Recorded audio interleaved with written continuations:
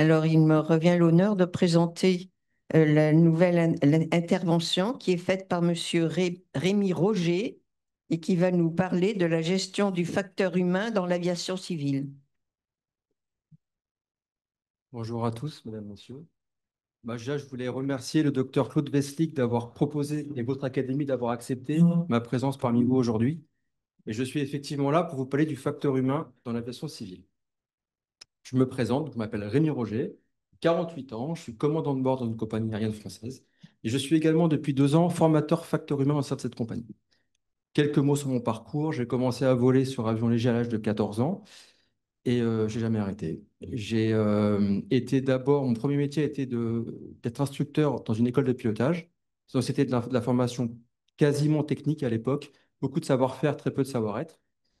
Et j'ai ensuite rejoint l'aéroport du Bourget pour faire 13 ans d'aviation d'affaires, ce qu'on appelle communément les jets privés.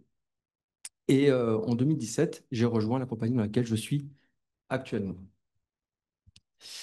Alors, le sujet que je vais aborder, quels sont les objectifs que je me suis fixés sur cette présentation? C'est déjà de faire un rapide topo sur l'évolution de la sécurité des vols au fur et à mesure des années depuis le début de l'aviation jusqu'à maintenant. Quel est aujourd'hui notre rapport à l'erreur? Et enfin, quels outils nous avons mis en place pour atténuer ces effets?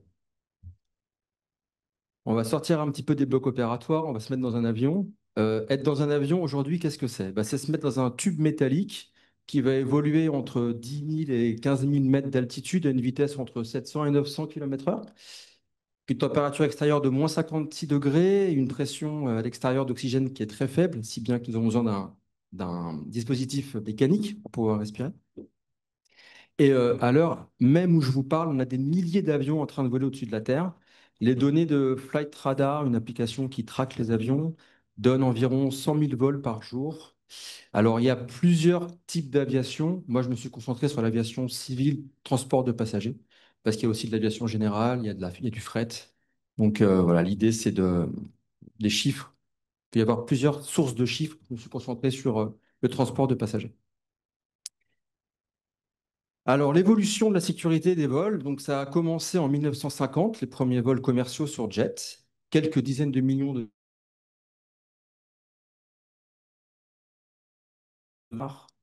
passagers transportés. C'est une évolution considérable. En 2020, bien entendu, la baisse liée au Covid, mais on peut imaginer que sans ce Covid, la courbe aurait suivi, bien entendu, sa progression. Maintenant, on peut s'intéresser au taux d'accidents aériens par million de départs. Alors, les statistiques, les données de 1950 sont un petit peu aléatoires, hein, tout ça se mettait en place. Mais ce que je voulais vous montrer, c'était la tendance baissière du taux d'accident, qui n'a donc cessé de diminuer jusqu'en 2020, où actuellement on se situe à moins de 10 accidents mortels par an. Ce qu'il faut savoir, pour marquer un peu les esprits, c'est que si nous prenons le taux de trafic de 2024 auquel nous appliquons le taux d'accident au tout début en 1950, on aurait aujourd'hui environ un accident mortel par jour. Pour vous dire à quel point le système s'est fiabilisé. Alors, il s'est fiabilisé sous plusieurs aspects: l'aspect technique des avions, l'aspect maintenance et l'aspect contrôle aérien, l'aspect compagnie aérienne, voilà, tout l'aspect réglementaire. Moi, aujourd'hui, bien entendu, mon sujet, c'est la gestion du facteur humain dans le cockpit. Et donc, c'est ça que je vais développer. Pour pouvoir vous faire un point sur là où on en est aujourd'hui, j'ai besoin de remonter dans le passé et de revenir au tout début de l'aviation. Et d'ailleurs, j'ai énormément apprécié votre intervention et quelque part, on est complémentaires. Je vais développer cette partie-là. Euh, alors, premier vol d'un avion motorisé, 1903, les Fairwright. Alors, si on veut être peu précis, Clément Ader, en 1890, aurait effectué le premier vol. Mais l'absence de témoins fait que l'histoire retiendra 1903 aux États-Unis. Entre les années 1900 et 1930, on a véritablement affaire à des pionniers. On découvre, alors l'homme avait déjà volé avec des ballons dirigeables, il avait déjà volé avec des planeurs, mais il n'avait jamais volé sur un avion, sur un avion avec un moteur.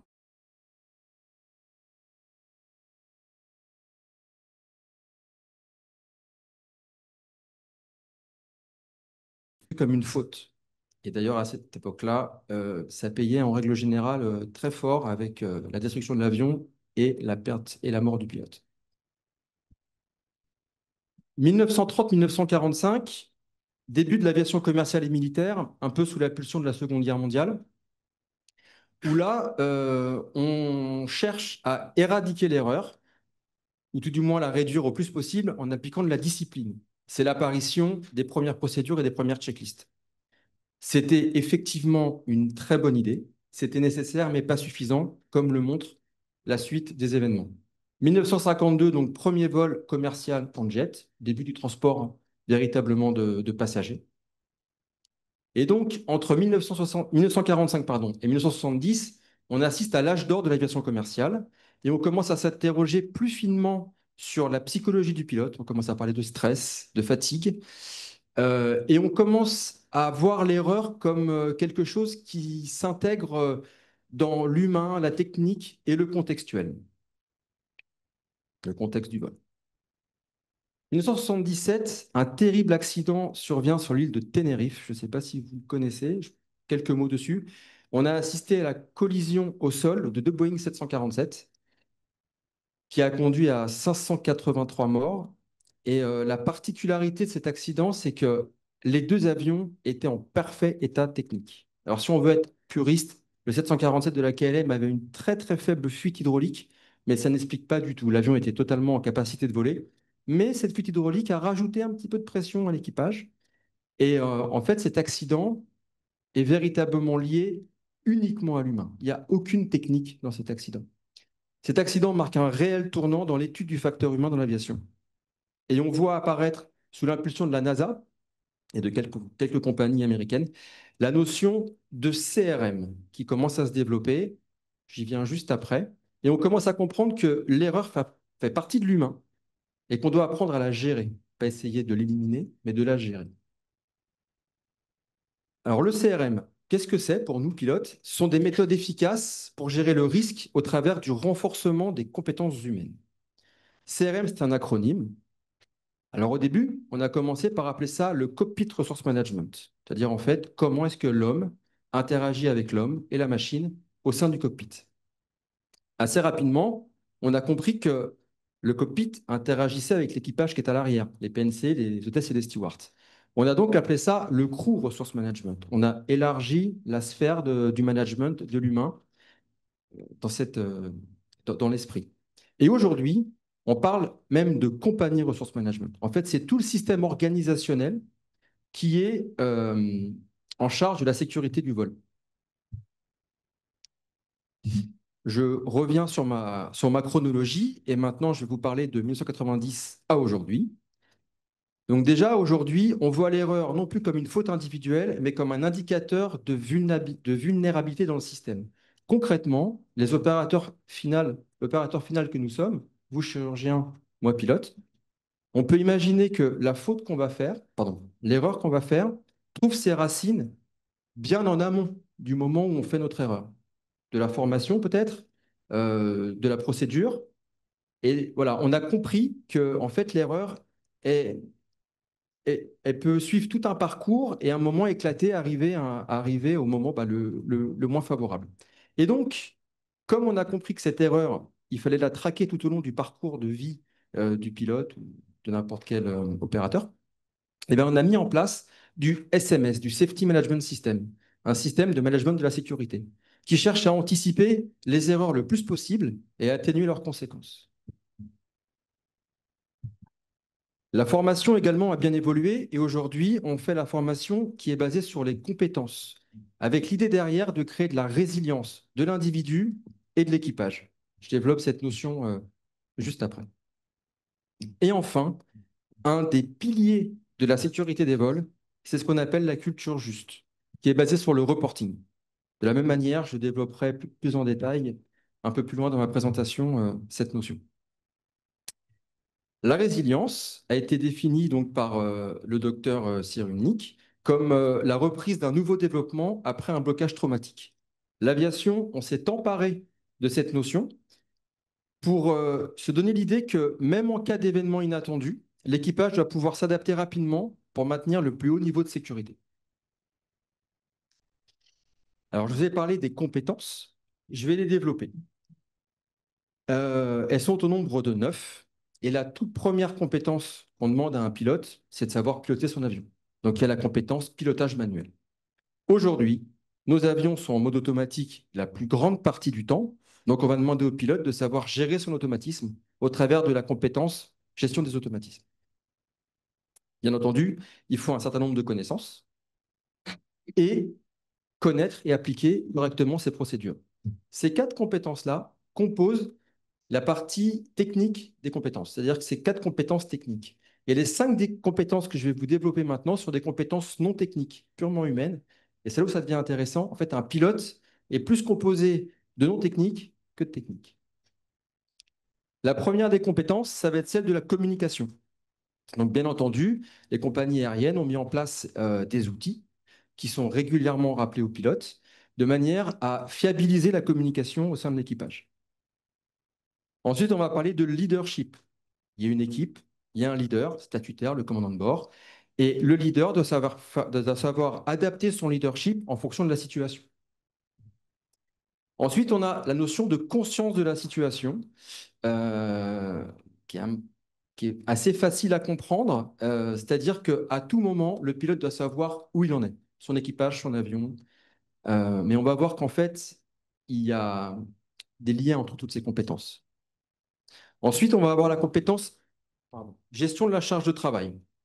On sait que l'humain a une capacité limitée dans sa charge de travail et que s'il atteint cette limite, il va y avoir un délestage automatique et aléatoire des actions qu'il est en train de faire. On ne veut pas arriver à cette rupture, ce point de rupture-là. Nous, on veut que le pilote soit capable de déterminer en amont de la rupture dans quel ordre est-ce qu'il va devoir traiter la problématique. Et enfin, on a la compétence prise de décision. Au centre, donc ces 5 compétences-là composent le CRM aujourd'hui. Au centre de cette roue des compétences se trouve l'humain, bien entendu. L'humain avec ses faiblesses, la fatigue, le stress, les biais. Donc il y a une notion de connaissance de soi très importante qu'on développe également dans la compagnie de manière à faire prendre conscience à nos collègues de leurs limites et aussi de leurs capacités. Je vais prendre un petit exemple sur cette roue des compétences et je vais prendre un exemple qui peut vous concerner, que j'ai trouvé judicieux. Imaginons que pendant une opération, vous faites face à une hémorragie. Pour avoir conscience que vous faites face pardon, à cette hémorragie, vous devez avoir la connaissance, vous devez savoir qu'une hémorragie est possible. Vous savez qu'une hémorragie est possible, vous avez donc conscience qu'il y a une hémorragie. Cette hémorragie, il va falloir la traiter. Est-ce que vous avez la disponibilité? Est-ce que vous avez une gestion de la charge de travail suffisamment efficace de manière à vous créer de la disponibilité pour traiter cette hémorragie? Imaginons que oui. Ensuite, vous allez prendre une décision. Cette décision, une fois que vous l'avez prise, il va falloir la communiquer à votre équipe. Et enfin, il va falloir que vous trouviez le bon leadership pour que tout le monde vous suive et l'applique. Tout est lié. Aujourd'hui, dans nos formations, il faut savoir que nous avons 2 simulateurs d'entraînement tous les 6 mois. Chaque exercice que l'on fait est vu sous l'angle des compétences. Et l'idée, c'est d'aller trouver, en cas d'erreur, en cas d'exercice mal réussi, l'idée, c'est d'aller chercher la compétence qui est en défaut en posant des questions. Pourquoi? Pourquoi? Est-ce que c'est de la connaissance? Est-ce que c'est du pilotage manuel? Est-ce que c'est de la prise de décision? Et l'idée, après, ça va être de soigner cette compétence de manière à la rendre de nouveau robuste. Avec ce système-là, on part du principe que l'équipage, si toutes les compétences sont parfaitement en place, bah, l'équipage va être capable de gérer à peu près toutes les situations, même celles qui ne sont pas prévues dans le référentiel. On a créé de la résilience au sein de l'équipage et au sein de l'individu. L'erreur. Alors, des études ont été faites et il est admis qu'un professionnel hautement qualifié, compétent, entraîné, ce qui est notre cas, va faire entre 3 et 7 erreurs par heure de travail. C'est inévitable. L'idée, c'est de mettre en face des outils qui vont permettre la détection de l'erreur le plus rapidement possible et la correction de l'erreur. Nous utilisons les plaques de Reason, M. James Reason, qui a travaillé sur cette notion d'erreur. Et en fait, la robustesse du monde de l'aéronautique tient sur le fait que nous avons 8 plaques à notre disposition. Pour mémoire, l'idée, c'est de dire que l'erreur qui arrive de la gauche, la flèche erreur, ne doit pas trouver son chemin tout au long de ces plaques pour arriver jusqu'à l'accident. Une plaque procédure complètement pleine complètement perméable va tout de suite bloquer l'erreur et ça va s'arrêter là. Sauf qu'on sait que le système, il n'est pas parfait, nous ne sommes pas parfaits, et on peut imaginer que l'erreur va trouver un tout petit trou dans cette plaque pour poursuivre sa progression jusqu'à taper sur la plaque suivante. C'est la plaque monitor cross-check, qui est quelque chose que nous apprenons très tôt aux élèves pilotes, qui est de dire, quand je fais une action, je m'assure que le résultat de l'action est conforme à ce que je voulais. Et si ce n'est pas le cas, je corrige de manière à atteindre le but.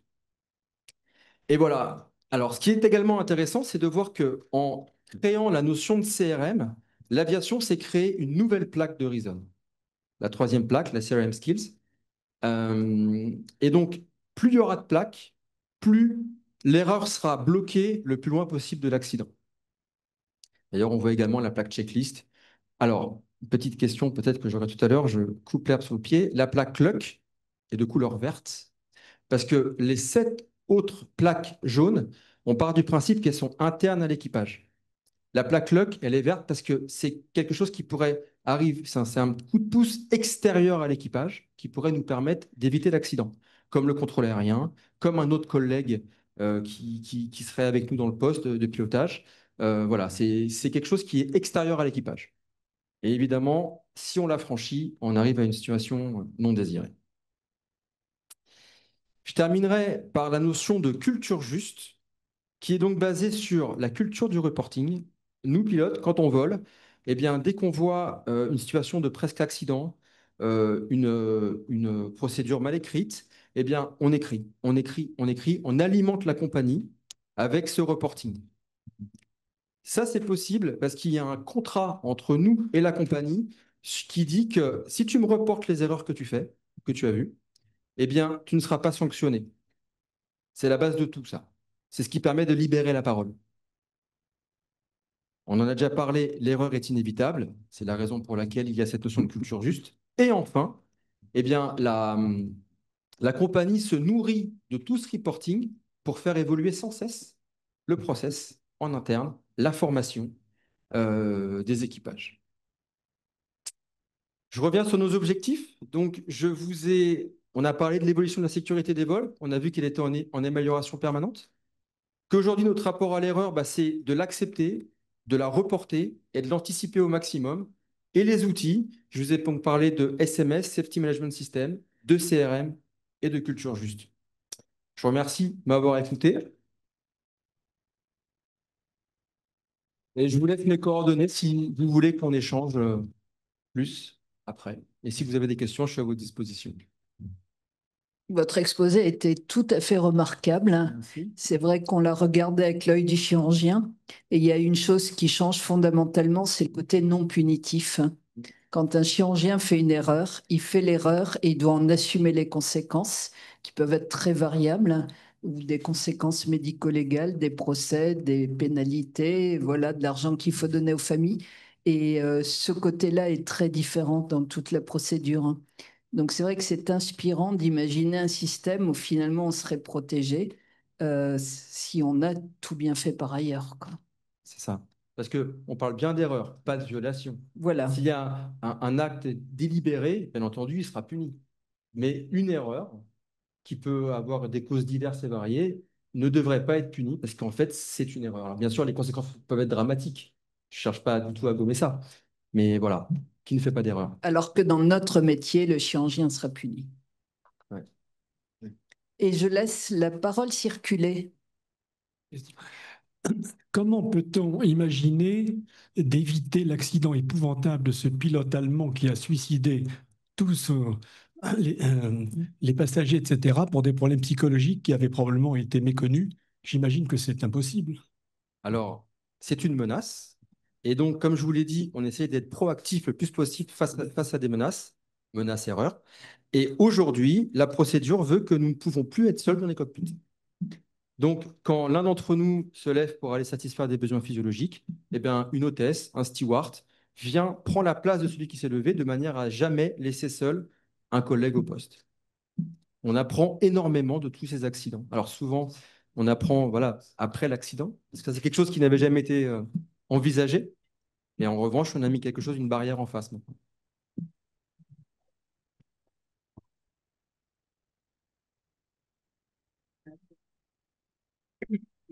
Simplement le commentaire à propos de l'erreur ou la faute. Il y a un livre très célèbre, je ne me souviens plus de l'auteur, qui avait été écrit il y a plusieurs dizaines d'années, à propos de la différence entre l'erreur et la faute dans notre métier. Et on s'aperçoit dans les expertises que on recherche toujours la faute, alors que dans la plupart du temps, ce sont des simples erreurs qui vont nous faire condamner.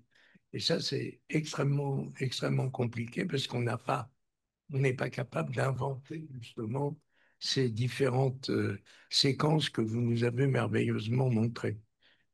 Mais on va s'en inspirer, c'est certain. Bah, c'était l'objectif de la présentation. Nous avons encore des questions. J'ai un autre accident, moi, qui me perturbe, c'est le Rio-Paris. Il y avait deux copilotes qui étaient aux commandes.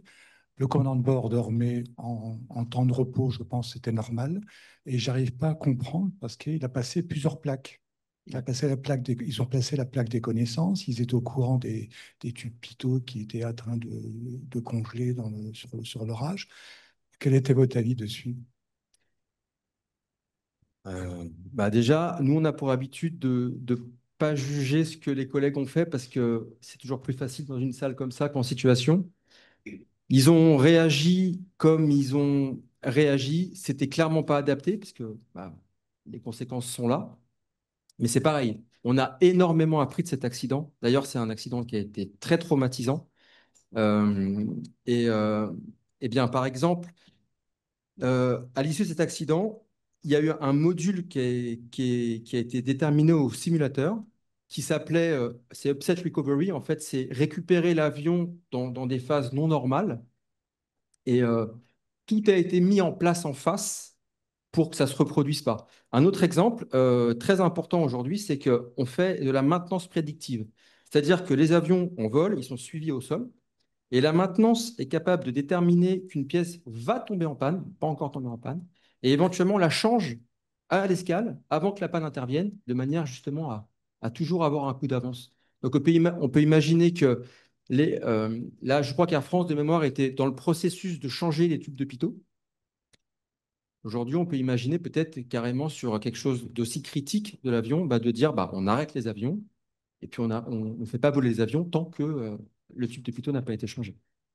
Mais bien sûr, cet accident, il est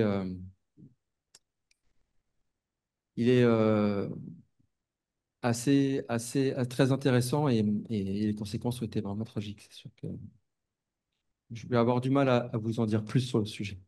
Hubert, Oui, vous avez parlé de la charge de travail, Oui. et donc, enfin, moi, je compris ça comme la fatigue. Alors, la fatigue, c'est-à-dire qu'on vole dans des avions qui volent pendant des heures et des heures et des heures, donc ça veut dire que les pilotes ont une charge de travail, même s'ils sont deux. Et nous, on opère parfois des malades pendant également des heures et des heures et des heures, même si maintenant, de plus en plus, les équipes se relaient. Comment on peut quantifier ça? C'est-à-dire, qu'est-ce qu'il y a des pilotes qui se fatiguent plus vite? Enfin, comment on peut essayer de quantifier ça? Alors, la charge de travail n'est pas nécessairement liée à la fatigue. C'est plus la charge mentale. C'est-à-dire que vous, comme nous, vous pouvez être en phase de croisière où tout va bien. Et puis tout d'un coup, il se passe quelque chose et là, tout s'accélère. Alors, effectivement, si vous êtes fatigué, vous serez moins efficace. Ça, c'est certain.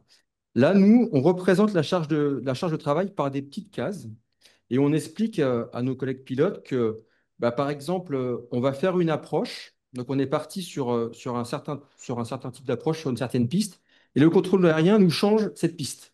Nous, tout d'un coup, il faut qu'on change notre projet d'action. Et là-dessus, le contrôle aérien nous dit attention, vous avez un avion qui va arriver de votre droite, etc. Donc, encore un élément à prendre en compte. Donc, on est en train de changer la piste. On apprend qu'il va y avoir un avion qui va arriver. Et petit à petit, comme ça, la charge mentale du pilote augmente, augmente, augmente. Et on peut arriver à un point de rupture. Et comme je l'ai dit, quand on arrive à ce point de rupture, on assiste, ça c'est l'expérience qu'on a montré, à un délestage automatique et aléatoire de la charge de travail. Donc, tout d'un coup, ben, on peut imaginer que le pilote mette de côté l'avion qui arrive, par exemple, et qui constitue une menace.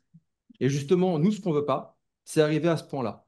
Et donc, eh ben, on apprend aux gens, en gros, à faire le tri quand il se passe plein de choses. Alors, qu'est-ce qui est important? Ça, c'est important. Donc, ça, je le mets en 1. ça, je le mets en deux, et de toujours garder en fait la charge de travail euh, dans un espace qu'on contrôle en fait. Je ne sais pas si c'est plus clair sous cet angle-là. Voilà. Ouais. Exactement. En fait, on hiérarchise nos tâches. Gina, une question. Oui, bien sûr. Moi, j'ai beaucoup aimé, donc je suis fan j'aime bien l'histoire de débriefing parce que je pense que c'est bien de faire ça Alors, après une intervention complexe. Le débriefing, qu'est-ce qu'on apprend beaucoup? Alors, vous avez dit, si j'ai bien compris, que vous faites, pour un pilote normal, vous faites des heures de simulation alors, tous les 6 mois, tous les 6 mois. donc en fait, 2 fois par an, on a un point de rendez-vous au simulateur. On fait 2 simulateurs de 3h30. Donc en tout, on a 14 heures de simulateur par an, répartis en 7 heures, 7 heures. Et ça, c'est pour tester, c'est-à-dire en plus de votre... C'est pas du test, c'est d'abord une évaluation. C'est quand même une porte. une évaluation. Voilà. Et ensuite, c'est de l'entraînement. C'est-à-dire qu'en fait, alors d'ailleurs, les choses évoluent énormément. C'est-à-dire qu'avant, on faisait entraînement, test, donc comme si on se préparait pour les Jeux Olympiques. Oui. Et après, on faisait les Jeux Olympiques. Bah, aujourd'hui, on fait les choses différemment. On fait d'abord l'évaluation. Et après l'évaluation, on regarde ce qui n'a pas fonctionné. Et on réentraîne le pilote. Et c'est à l'issue du réentraînement qu'on décide s'il peut poursuivre ou pas de voler. Et ça, rien que d'avoir changé ces blocs-là, je ne sais pas si vous saisissez la nuance, mais c'est énorme. Oui. C'est-à-dire qu'en fait, avant, on se préparait et on faisait l'épreuve. Maintenant, on fait l'épreuve, on note ce qui ne va pas, ce qui pourrait être amélioré, et ensuite, on corrige.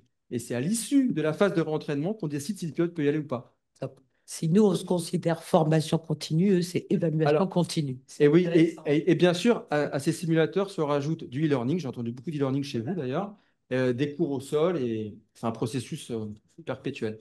Et vous interdisez à des pilotes, après certains tests très mauvais, de continuer ou Alors, vous faites comment? Alors, dans ces cas-là, si jamais l'évaluation, l'objectif n'est pas atteint, dans ces cas-là, effectivement, le collègue est arrêté, il est réentraîné, il repasse une évaluation. Et là, bah, parce que ça passe pas. Si ça passe pas, eh ben, on va peut-être faire du réentraînement. L'idée étant de redonner confiance et capacité à nos collègues. Parce que sur toute une carrière, il y a forcément des petits hauts, des petits bas. Le côté personnel, bien sûr, aussi influe énormément. Ce qui se passe à la maison, finalement, il y a énormément de points communs entre eux. Et, et on a une dernière question, docteur Devalet. Oui, merci de me donner la parole. J'ai toujours été un peu surpris qu'on fasse des comparaisons entre le cockpit d'un avion et le bloc opératoire.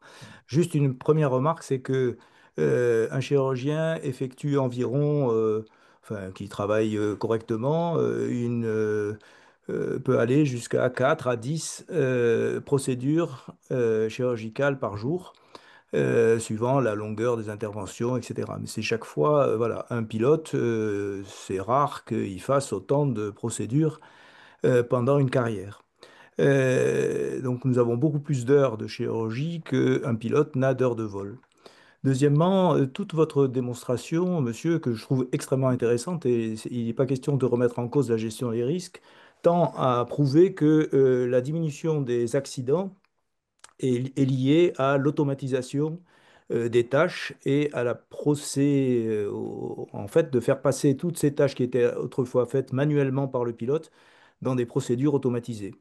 J'avais eu l'occasion, il y a 10 ans exactement, de discuter avec, en privé, mais longuement, avec le chef d'essai en vol et instructeur de pilotes d'essai à Toulouse, des pilotes d'essai Airbus, et qui m'avait dit, il y a 10 ans déjà, que, en fait, la nécessité d'avoir un pilote dans l'avion, un être humain dans l'avion, compte tenu de la multiplication et de la redondance des phénomènes, des processus de vérification, tout en ce qui concerne les charges, les câbles électriques, etc., etc., faisait que, il y a 10 ans, hein, que le seul acte qui n'était pas encore automatisable à l'époque, c'était la décision de tirer sur le manche au moment du décollage. Depuis, je crois que ce problème a été résolu. Alors ma première question, c'est, comme la plupart des accidents sont des facteurs humains, pourquoi faut-il encore des pilotes dans un avion? Alors c'était une question d'ailleurs qui avait été posée quand on a voulu réduire de 2 à un pilote sur certains vols civils. Alors pourquoi faut-il encore un pilote dans un avion civil? Et si la réponse est, c'est ce que j'ai compris, parce que quand vous avez pris la comparaison avec l'hémorragie qui survient en cours d'intervention chez le chirurgien, si finalement l'intervention de l'humain n'a d'intérêt que dans la gestion des crises imprévues, ça pose un vrai problème parce que quelqu'un n'est pas s'il n'est pas habitué à gérer des crises en permanence et s'il se contente de surveiller la routine, sera-t-il vraiment capable de répondre à ça? Et l'intelligence artificielle, dans l'exemple que vous avez donné de la charge de travail qui tout d'un coup ne, ben, fait occulter à l'humain le fait de l'avion qui vient à droite, hein, c'est une donnée supplémentaire dont il ne prendra pas compte, dont on ne tiendra pas compte, mais l'intelligence artificielle qui est capable de gérer beaucoup plus vite et un nombre infini de données, ne va-t-elle pas finalement réussir à gommer tous ces problèmes-là? Et finalement, où est la place encore dans l'aviation civile et dans le rapport homme-machine, qui est tout à fait différent d'un rapport homme-patient, parce que même sur la table d'opération, le patient n'est pas une machine qui a été construite par l'humain, c'est quelqu'un, c'est un être unique. Et donc je vois les comparaisons me semblent avoir leurs limites. Et j'aimerais bien que vous répondiez sur la gestion des crises et surtout si vous me disiez que finalement, il vaudra mieux qu'il n'y ait plus de pilote du tout et simplement un équipage commercial pour le confort des passagers éventuels. Alors, merci pour votre question. Vous avez tout à fait raison. Là, je vous ai présenté une frise. On peut imaginer que dans 30-40 ans, à ma place, un collègue fera la même démonstration et en expliquant qu'en 2025, il y avait encore 2 pilotes dans l'avion et qu'aujourd'hui, il n'y en a plus. On peut tout à fait imaginer ça. Je pense même que c'est sûrement ce qui nous arrive, ce qui nous attend. On peut le voir au niveau des métros. Il y a plusieurs lignes aujourd'hui, il n'y a plus de chauffeurs. Au niveau des voitures, on arrive à un système de voitures qui vont bientôt réussir à se conduire toutes seules. On peut complètement imaginer un avion sans pilote. D'ailleurs, si on regarde toute l'histoire, au début, ils étaient 6, puis 5, puis 4, puis 3. Aujourd'hui, on est 2. Probablement que dans un futur proche, on soit tout seul. Parce que vous avez tout à fait raison dans votre deuxième question. Aujourd'hui, l'humain, il est là pour régler les problèmes, concrètement. Juste une remarque complémentaire. L'accident fameux de l'atterrissage de l'avion sur l'Hudson, Oui. c'est bien parce que le pilote était un vieux pilote et un ancien pilote de l'armée de l'air qui a décidé de passer outre les procédures, parce que les procédures sont faites par des compagnies qui ont tendance un petit peu à privilégier le sauvetage de l'avion par rapport au sauvetage des passagers. En l'occurrence, j'ai suivi tout le processus, j'ai vu le film, j'ai lu le livre, et le pilote qui a sauvé qui a perdu l'avion, mais qui a sauvé les passagers, a délibérément décidé en quelques secondes de ne pas suivre les procédures qui pourtant avaient été faites dans une gestion des risques. Mais la gestion des risques, elle n'est pas neutre. Elle a toujours un objectif et elle fait des priorités. Je pense que d'abord, je vous remercie de confirmer ce que je disais précédemment lors de l'intervention. La première intervention, c'est que la question n'est pas de savoir si on va être remplacé par et pourquoi on va être remplacé par des machines, mais quand. De la même façon, si on pousse la comparaison avec le pilote d'avion, ben voilà, vous êtes en train de me confirmer ce que je disais. Et Alors, en ce juste qui pardon. concerne la gestion des crises, je continue à penser que l'apprentissage, si on ne réagit, si on apprend qu'à gérer des crises qui surviennent très rarement, heureusement, ben on va pas savoir réagir parce que personne ne va s'amuser à vouloir uniquement rentrer dans un avion pour combler des défaillances qui devraient être de moins en moins importantes d'ailleurs au fur et à mesure des progrès de la technique. Alors déjà, je tiens juste à préciser que la décision de ne plus avoir de pilote ne m'appartient pas. Je vous donne juste un avis personnel. Et pour en revenir à l'accident de Hudson, effectivement, alors je ne sais pas si vous vous souvenez, mais dans les plaques de Reason que je vous ai tout à l'heure exposées, il y a une plaque Airmanship. Alors cette Airmanship, on pourrait résumer ça par de l'expérience. Et effectivement, cette plaque, elle est très variable en fonction du pilote qu'on va avoir en face de nous. Euh, Monsieur Sully, effectivement, avec une grosse expérience de pilote, et il a su, en très peu de temps, décider de bouger les blocs dans une procédure, voire même rajouter quelque chose dans la procédure qui n'existait pas. Et d'ailleurs, maintenant, la procédure a été adaptée en fonction de ce qu'il a fait. Et Alors, j'ai juste un tout petit peu perdu le fil de vos questions, mais euh, oui, un opérateur, aujourd'hui, un pilote opère dans un système qui est très fiable, où il n'y a finalement pas beaucoup de pannes, et c'est la raison pour laquelle on continue encore à s'entraîner au simulateur, parce que les simulateurs, ce ne sont que des pannes. Nous faisons que ça. Pannes que nous ne rencontrons finalement pas en conditions réelles, mais pour ne pas perdre la main, eh ben, on continue à s'entraîner chaque année euh, pour savoir réagir et être là le jour où il y a besoin. Voilà. J'espère avoir répondu à vos questions. Donc la machine peut également, malgré tous les progrès qu'elle fait, la technologie peut aussi faire des erreurs. Alors, à quel moment vous voyez l'erreur de la machine? Eh ben, s'il survient une panne, c'est bien une erreur de la machine. Alors, la machine a été construite par qui? Par l'homme. Par un humain. Oui, mais c'est Donc, pas en celui, fait, c'est c'est du pas, facteur humain. oui, mais c'est pas celui qui est aux commandes. Ah ben oui, mais ça reste du facteur humain. Et c'est ce que je disais tout à l'heure, c'est qu'en fait, nous, opérateurs, on peut subir une situation, faire une erreur, vivre une menace qui n'est pas du tout liée à nous, qui va trouver ses racines bien en amont de notre vol ou de votre opération. Et c'est aussi la raison pour laquelle on travaille autant sur l'erreur, on travaille autant sur les compétences, sur la résilience, parce que l'erreur peut survenir de n'importe où et pour plusieurs raisons.